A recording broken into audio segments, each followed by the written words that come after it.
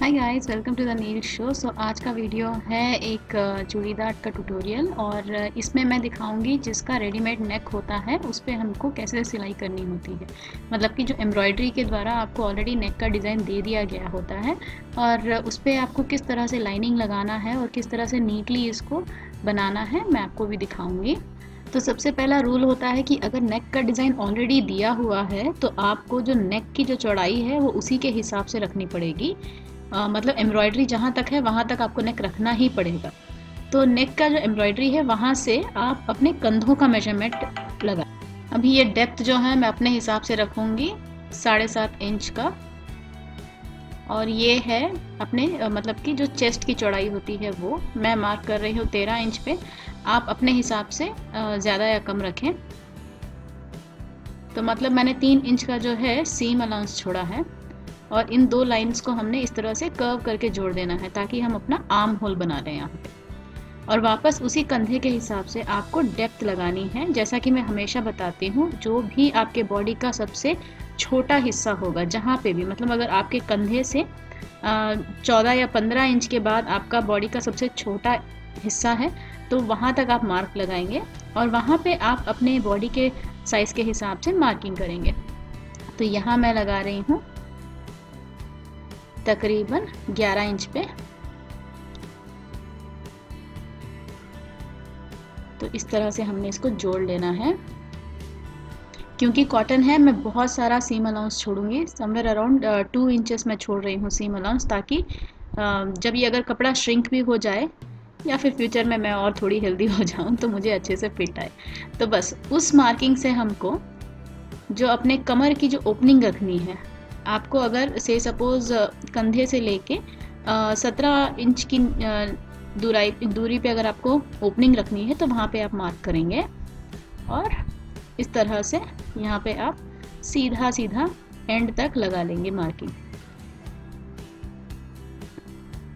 मैं ओपनिंग रख रही हूँ लेकिन एकदम स्ट्रेट कट नहीं बना रही हूँ, थोड़ा सा मैं क्रॉस रख रही हूँ ताकि ये जो चूड़ीदार है वो अच्छा सा क्रॉस टाइप लगे, मतलब जो टॉप है वो क्रॉस लगे। तो इस कपड़े को हमने कट करके अभी अलग कर लेना है। ये हो गया पूरा का पूरा अलग। ये नीचे का जो अनइवन हिस्सा है उसको भी कट करके हटा दें।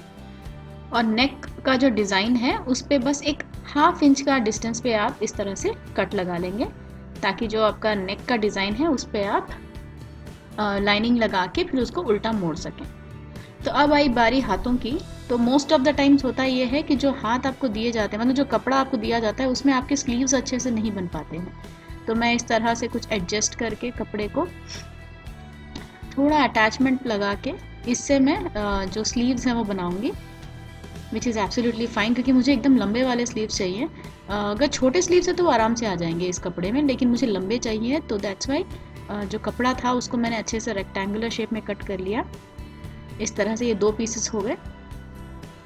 तो और थोड़ा एक्स्ट्रा कपड़ा लगेगा, वो कपड़ा मैं दूसरे जो बचे हुए साइड है उस साइड से निकालूंगी। तो ये देखिए, ये बचा हुआ कपड़ा है दूसरे साइड का, उस पर मैं ये जो रेक्टेंगल पीस हमने कट किया था उसको इस तरह से हम अटैच करेंगे बाद में, ताकि जो चौड़ाई है वो अच्छे से आए। क्योंकि कॉटन है मैं 2-2 इंच का एक्स्ट्रा सीम रख रही हूँ, तो मैंने यहाँ पे 9 इंच पे मार्क किया है। ध्यान रखिएगा कि आपको इन दोनों कपड़ों को जॉइन करना है, तो उसके लिए 1/2 इंच आप छोड़ दें, उसके बाद आप 9 इंच का हिसाब लगाएं। तो ये देखिए, तो यहाँ से 5 इंच के बाद मैंने कर्व बनाया है जो कि अपना आर्म होल बनेगा। और आपके अदर साइड ऑफ स्लीव पे हाथ का आपको कितना चौड़ापन चाहिए, मैं 6 इंच पे मार्क कर रही हूँ। तो इस तरह आर्म होल के एंड से हम लास्ट तक एक डायगोनल लाइन बना के जोड़ लेंगे और यहाँ पे स्ट्रेट लाइन कर लेंगे। ये हो गया कट। और इसी तरह बाकी के साइड का जो आर्म होल है उसका कर्व भी हम कट कर लेंगे। बहुत ही सिंपल है, आप आराम से बना सकते हो। कॉटन में बस यही ध्यान रखिएगा कि आप थोड़ा ज़्यादा रखें, मतलब 1 या 2 इंच का सीम हमेशा छोड़ें, वरना अगर कभी वो श्रिंक कर गया तो फिर बहुत दिक्कत होगी। तो ये बना था एक हाथ का, अब ये हम बनाएंगे दूसरे हाथ का स्लीव। तो जो कपड़ा था उसी के हिसाब से हम दूसरा साइड भी कट कर लेंगे।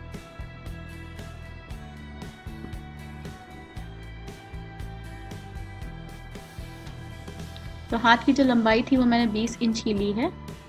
आपको अगर और लंबा करना है तो आप 25 इंच, मतलब जितना भी आपके हिसाब से आपको जितना लेंथ चाहिए आप ले सकते हो। थोड़े लोगों को हाथों पे चूड़ी बनना भी पसंद होता है, तो अगर आप चूड़ी चाहते हो तो और लंबा रख सकते हो, लेकिन उसके हिसाब से आपको बटन भी लगाना पड़ेगा, मतलब वो हाथ पे चढ़ाने के लिए ईजी रहेगा।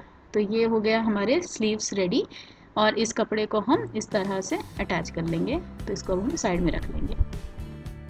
तो जिस तरह से हमने टॉप कट किया था उसी हिसाब से हम उसकी लाइनिंग भी कट करेंगे। तो ये देखिए लाइनिंग भी आ गई है। अब हम इसकी सिलाई शुरू करते हैं। तो जैसे कि आप देख सकते हो नेक का जो एम्ब्रॉयडरी है उस पर आपको बहुत ध्यान से दूसरा जो कपड़ा है वो लगाना पड़ेगा। तो सबसे पहले हम दोनों मतलब फ्रंट और बैक को जोड़ लेते हैं, कंधों को इस तरह से। और जहाँ पे एम्ब्रॉयडरी है वहाँ बहुत ध्यान से स्टिच लगाइएगा, वरना आपका जो नीडल है वो टूट सकता है। तो ये हो गया स्ट्रेट साइड, और दूसरे साइड का बस मैंने 1 इंच का डेप्थ रखा था क्योंकि मुझे ज़्यादा डेप्थ नहीं चाहिए, मतलब बैक का जो नेक होता है वो। तो जिस तरफ एम्ब्रॉयडरी है उसको आप अपने तरफ मतलब ऊपर की तरफ रख के सिलेंगे तो आपको पता चलेगा कि सिलाई कहाँ कहाँ डल रही है, और आप अपने नीडल को भी डैमेज नहीं करेंगे इस तरह से। तो हमेशा अपने तरफ रख के इस तरह से एग्जैक्ट पे आप सिलाई मार दीजिए। ये देखिए हो गया। इसको मैंने सिल दिया और लॉक भी कर दिया ताकि फ्यूचर में ये ख़राब ना हो। इसी तरह दूसरा कंधा भी हमको करना है। तो ये जो है ड्रेस का जो फ्रंट और बैक दोनों अटैच हो चुके हैं, इसको सीधे साइड पे रख के अब इसके ऊपर आपको लाइनिंग भी रखना होगा। तो मेक श्योर कि जो सीधा साइड है वो दोनों एक दूसरे को फेस करें ताकि जब आप उसको उल्टा करेंगे तो एकदम नीट लगेगा।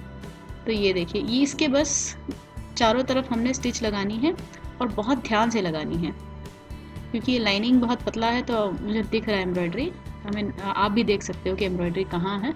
तो बहुत ध्यान से हमने इस पर स्टिच लगानी है, धीरे धीरे कीजिएगा। अगर आपको सिलाई में करना मुश्किल हो रहा है तो आप हाथ से सुई धागे से भी सी सकते हो एम्ब्रॉयडरी को, अगर आपको डिस्टर्ब नहीं करना है तो इस तरह से बहुत ध्यान से और बहुत आराम से हम जो है सिलाई लगाएंगे इसके चारों तरफ।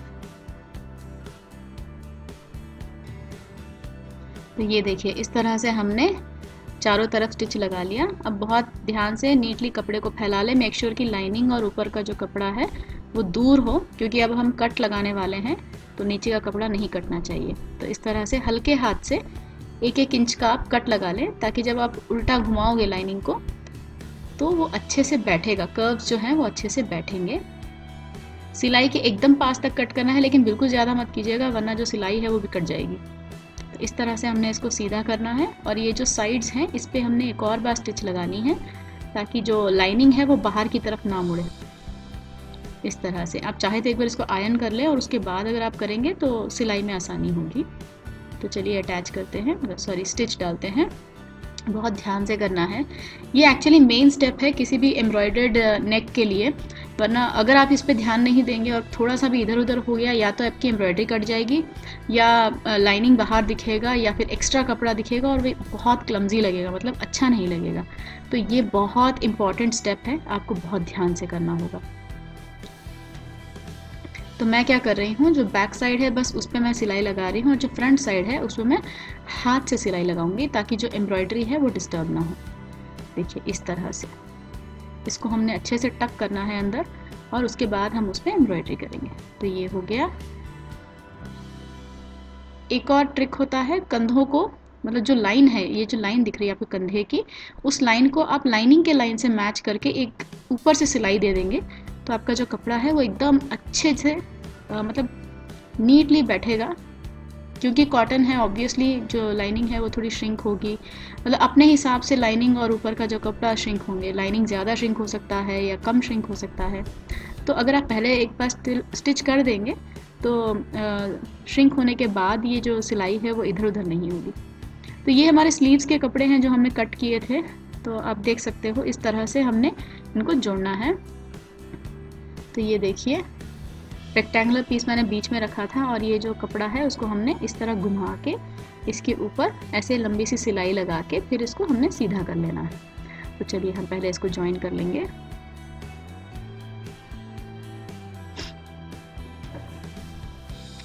तो ये देखिए ये हो गया एक साइड। अब दूसरे साइड का भी मैं ज्वाइन लगा दूंगी।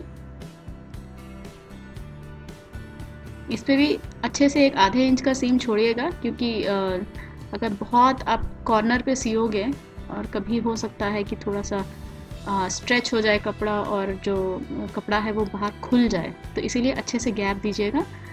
ये देखिए स्लीव तैयार हो गया। एक बार इसको सिलने के बाद भी आप मेजरमेंट वगैरह देख लें, जस्ट मेक श्योर कि सब कुछ ठीक है। 9.5 इंच आ रहा है, ज़्यादा है बट ठीक है, कोई बात नहीं, वो सिलाई के बाद हम उसको काट के अलग कर देंगे। अभी जो नीचे का जो हिस्सा है उसको मैं 2 बार फोल्ड कर रही हूँ इस तरह से, और इसको हम नीटली लॉक कर देंगे।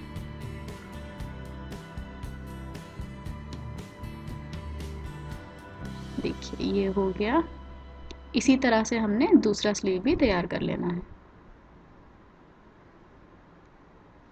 अब आई बारी स्लीव को ड्रेस से अटैच करने की। तो हमेशा ये जो सेंटर होता है, मतलब जहाँ कंधे का सेंटर होता है, वहाँ से आप स्लीव को अटैच करना शुरू करेंगे तो आपका जो स्लीव है एकदम अच्छे से बैठेगा। तो स्लीव को भी मैंने आधे में फोल्ड किया है इस तरह से। ये देखिए ये सेंटर पार्ट है, तो सेंटर को हमने जो है कंधे की सिलाई से मैच करना है इस तरह।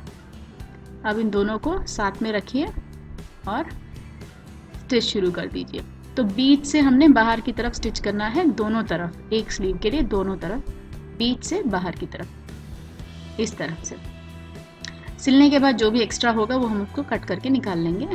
तो ये दूसरी साइड आप सेंटर से शुरू करेंगे और बाहर की तरफ हम इसको सिलेंगे।